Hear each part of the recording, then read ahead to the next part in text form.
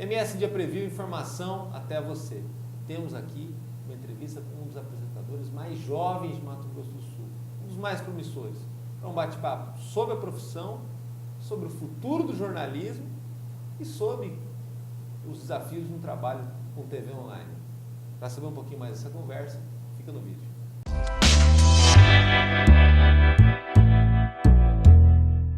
Richard, obrigado. Eu que agradeço, obrigado. Danilo, pelo Muito convite. feliz. Se você rejuvenesce esse espaço aqui, que vem tanta gente, vem gente de vários nichos, de vários lados, que é um espaço democrático, eu fico muito feliz de trazer aqui, endosso aquilo que eu disse no começo do programa, um dos mais jovens e mais promissores.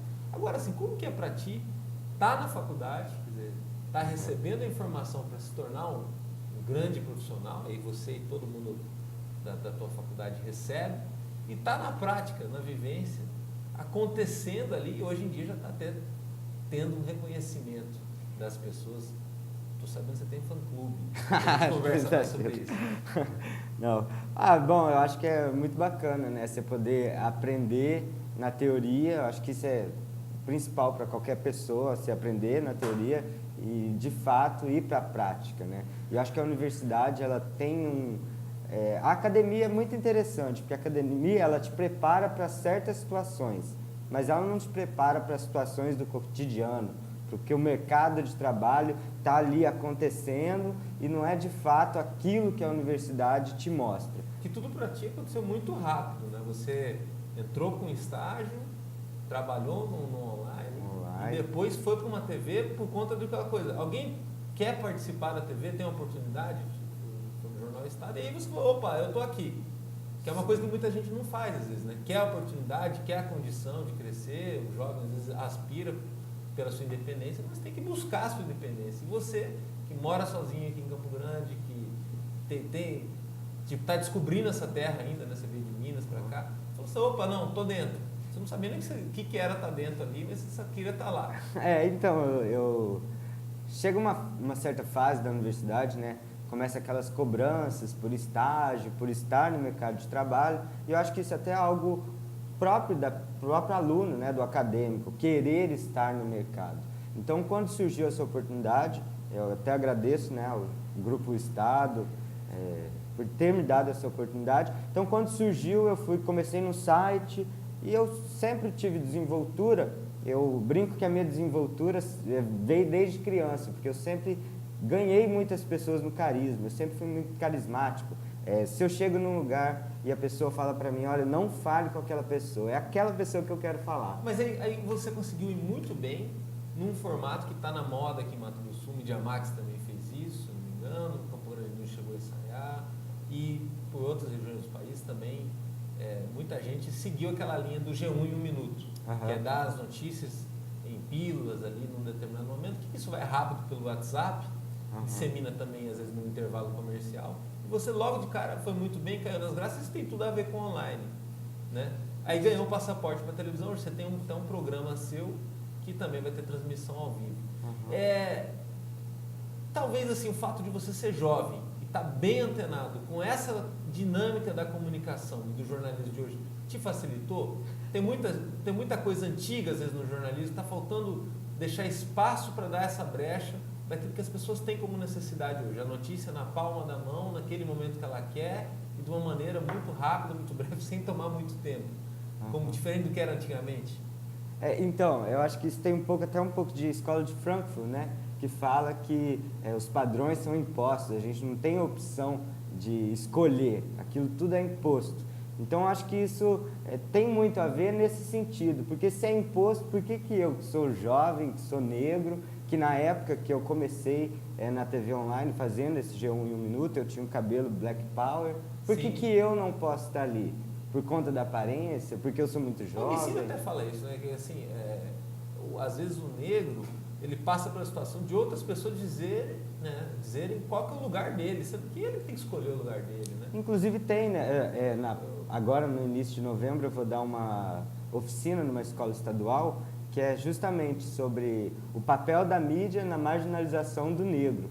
Então isso é muito engraçado, porque quando o negro está ali se destacando e tudo, parece que é uma coisa, nossa, mas quando na verdade é uma pessoa como outra qualquer, que está ali fazendo a voz de umas outras. E outra, eu estou representando uma gama de outros alunos que queriam estar no meu lugar.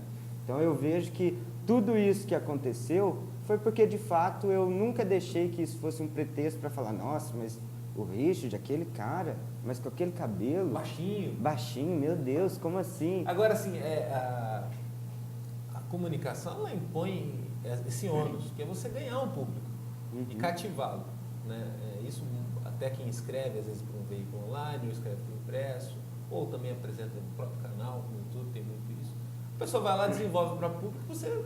É aquela história do Pequeno Príncipe. Você é eternamente responsável pelo que você cativa.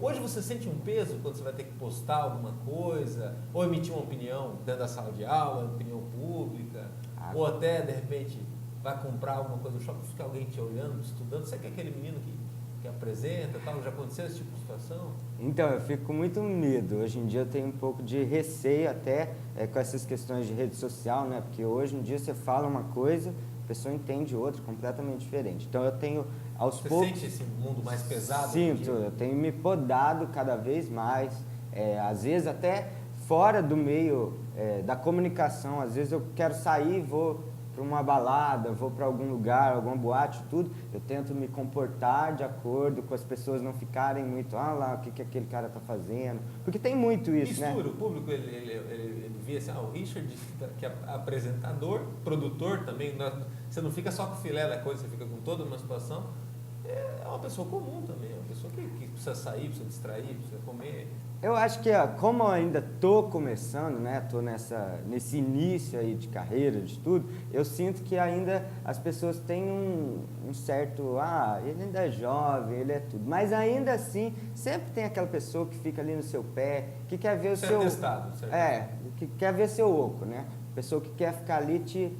Agora, assim, por exemplo, você, jovem, promissor, e, ao mesmo tempo, desde o começo, você nunca fugiu de defender ou respeitar a bandeira LGBT e a questão do movimento negro, você até fez reportagens especiais sobre isso.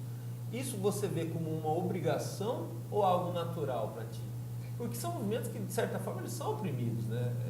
E passam uma dificuldade enorme social. Eu já trouxe aqui no programa a atriz Stephanie, que fala dessa questão. O problema não é só o preconceito de falar que é bom ou ruim, que gosta ou não gosta. O problema é a marginalização que existe, às vezes, com travestis, gays e tudo mais, que às vezes passam por uma situação difícil de vulnerabilidade na vida e que o governo precisa ter atenção com isso e cuidar de encaminhar, ajudar e dar oportunidades iguais a todos. Eu acho que esse é o grande caminho. Você se sente mais ou menos com esse peso, com essa obrigação? Olha, Danilo, eu vou te contar um caso engraçado. Eu vim, como você disse, né, eu vim do interior de Minas Gerais, uma cidade de 100 mil habitantes. Veio para cá para fazer vestibular? Vim por causa da universidade, cursar jornalismo e tudo. Quando eu comecei na universidade, durante os 2 primeiros anos, eu sempre fui uma pessoa subestimada. Eu sempre fui, aquele ali não sabe fazer jornalismo. Aquele ali mal sabe escrever um texto. Aquele ali não sei o quê. Aí eu conheci que inclusive hoje é meu orientador, Edson Silva, meu grande orientador.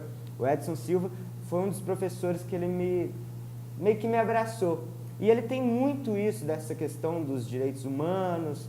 E dentro da universidade eu entendi o que é um movimento LGBT, o que é um movimento negro. Foi dentro da universidade que eu saí dessa minha bolha, desse meu mundinho. Isso é até uma questão lógica, né? Porque eu estava no interior, eu não tinha muita noção das coisas. E aí quando tira as pessoas da caixa, né? Sim, e aí meio que o Richard se renovou. Quando eu comecei a ter essa noção do que é o movimento negro, do que é o movimento LGBT, eu comecei a entender o que de fato acontecia comigo há 2 anos atrás.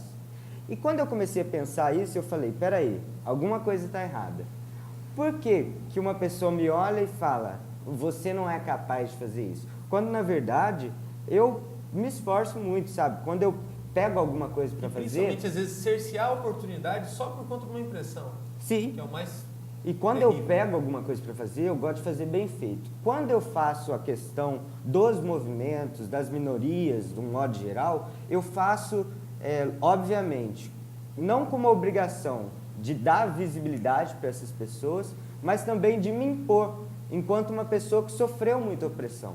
Então eu sinto nesse papel, nesse dever de ser a ponte das duas coisas, de ser o Richard, enquanto profissional, que está ali representando uma gama de pessoas, e de ser o Richard pessoal, que sofre com isso. Então eu acho que existe essas duas... E ao mesmo tempo fazer o fator social. E ao mesmo tempo fazer essas ligações, né?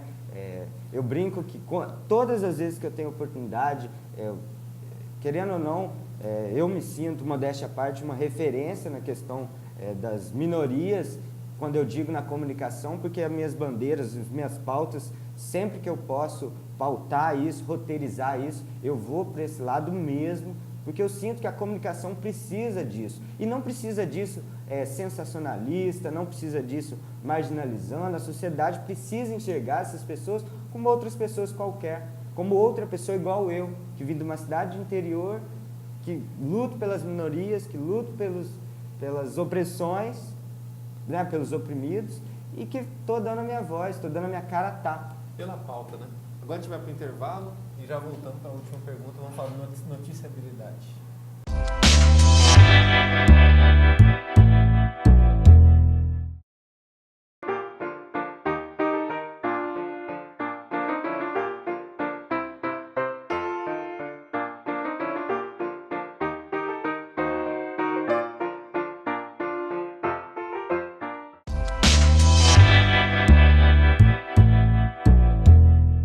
Agora, assim, algo também muito interessante, e outro jornalista que nós trouxemos aqui, eu sempre gosto de falar muito do fator da noticiabilidade. A do Bortolotti, mestre, gênio do rádio, veio aqui, o próprio Og Ibrahim também teve passagem aqui, outro jornalista, até a Karina, que é música, participou da gente no Estado Geral, conversamos sobre isso, Alex Fraga, diretor do Jornal Estado. Então, assim, como que você vê essa questão da noticiabilidade no mundo onde a fake news está conseguindo roubar tanto espaço da notícia? E aí os veículos tradicionais eles são obrigados a trabalhar aquele circuito que não tem muito segredo. É apurar, checar, depois colocar a notícia no ar, seja qual a plataforma for.